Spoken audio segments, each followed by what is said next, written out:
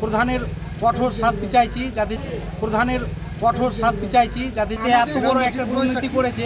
আমরা সবাই মিলে প্রধানের কঠোর শাস্তি চাইছি, যাতে যে এইভাবে আরও কোনো গরিব মানুষের সাথে এইভাবে প্রতারণা না করতে পারে।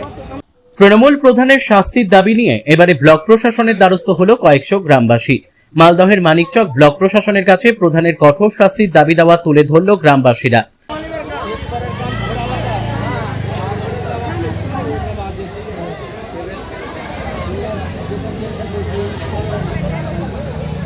মানিকচক ব্লকের উত্তর চণ্ডীপুর গ্রাম পঞ্চায়েতের তৃণমূল প্রধান অর্চনা মণ্ডলের বিরুদ্ধে আবাস যোজনার নাম করে গ্রামের বাসিন্দাদের কাছে টাকা নেওয়ার অভিযোগ স্থানীয়দের। আর এই যে হচ্ছে আমাদের হিয়ারিং কমপ্লেন পত্র দেখতে পাচ্ছেন আমার হাতে। আর কিসের অভিযোগ করেছিলেন এবং কিসের হিয়ারিং? আমরা প্রধানের পক্ষে অভিযোগ করেছিলাম যে আমাদের বাংলার ঘর পাইয়ে দেওয়ার আশাতে আমাদের মাথা পিছু 2000 টাকা করে নিয়েছে। কে নিয়েছিল? প্রধান নিয়েছে অর্চনা মণ্ডল আর এবং তার স্বামী বিমল মণ্ডল। কোন গ্রাম পঞ্চায়েত? এটা হচ্ছে মদনটোলা বুধ, উত্তর চণ্ডীপুর আর ভূতনি। আচ্ছা, কি বলেছিলেন ওনারা?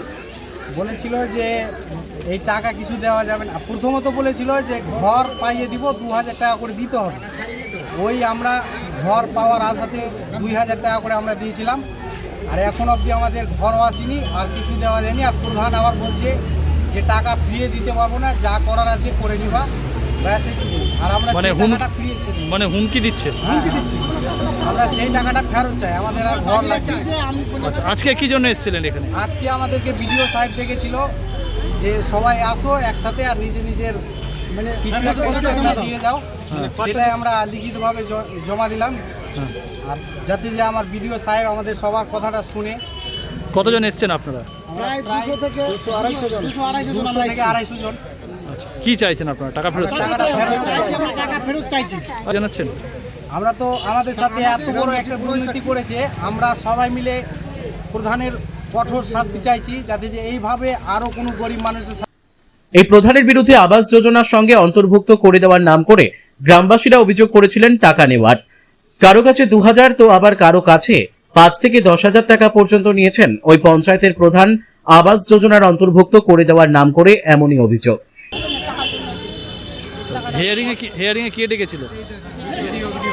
বিডিও সাহেব কি জিজ্ঞাসা করলো আপনাদের? না, কিছু জিজ্ঞাসা করলো না, শুধু ফর্ম জমা নিয়েছে। আর কি বললেন? আপনার বাড়ি কোথায়? হ্যাঁ, তিলকতলা। আপনার মতো কতজন স্থানীয় বাসিন্দারা এসছে এখানে? কি বলেছিল আপনাদের প্রধান আর ওর স্বামী?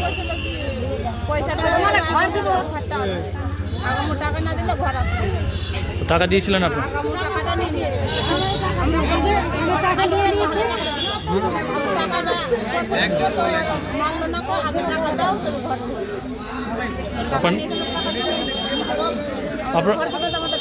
আপনারা কি চাইছেন?